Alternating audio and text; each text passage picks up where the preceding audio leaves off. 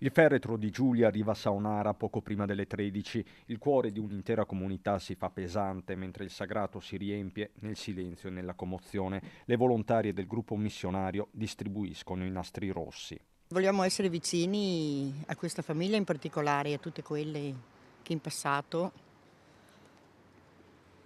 hanno avuto questo momento così tragico. Siamo tutti quanti straziati dal dolore. Nastri rossi come quelli che si trovano in ogni angolo del paese, sui negozi che abbassano le saracinesche, sugli edifici pubblici, anche all'esterno del cimitero.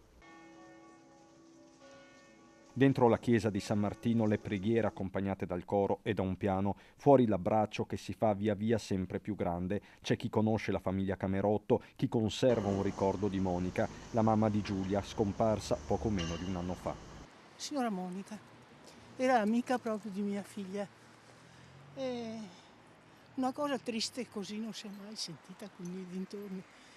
Tocca veramente il cuore. Don Francesco, che ha accompagnato i familiari di Giulia per tutta la giornata, va oltre il conforto e si rivolge direttamente alla ragazza. Le sue sono parole di gratitudine.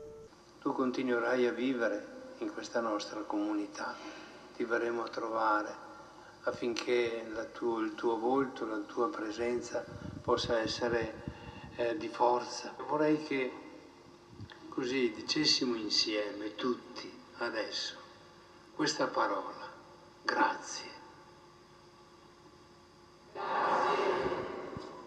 Ci sono poi i ricordi privati di una maestra di Giulia, di un'amica e della zia, quel sorriso che contagiava tutti, semplice e rasserenante. Con te abbiamo imparato che non può esserci compleanno senza spegnere le candeline, che anche abbracciare gli alberi può dare qualcosa.